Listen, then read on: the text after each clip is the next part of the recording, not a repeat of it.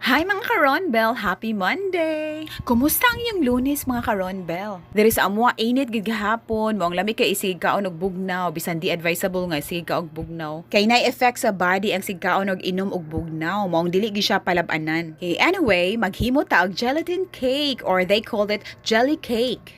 Simple akong version, ang uban butangan siya condense, ang ako kay sugar instead sa condense, then evap dayon. Normally, imo ni siyang i-mix sa 5 to 8 glasses of water. Ako kay 5 glasses plus the evap. Kung mo action sa bukal o bukal na hauna na din siya niya pabugnawa sa siya. Samtang nagpabugnaw ka, imo dag andamon ang imong sagol ato. This time makuha kay orange ug apple ang available namo. Pwede siya pait ang iliso sa orange ako siyang gikuha.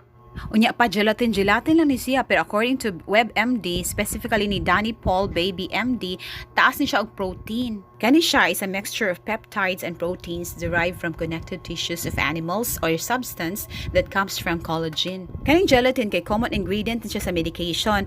Yan na siya amino acids na makapromote siya sa skin, joint, hair, nail, and gut health. Maka-hydrate din siya sa skin o maka-healthy siya sa intestine o maka-low siya sa blood sugar. Ang output na ako kay humuk-humuk pa siya murag sa klase ni siya ng jelly powder kay sakto man ang oras akong pagpabugnaw para mugahi siya. Okay ra na, basta lami lang og bugnaw. Happy lunch with jelly cake everyone! Mao kinaron Gums.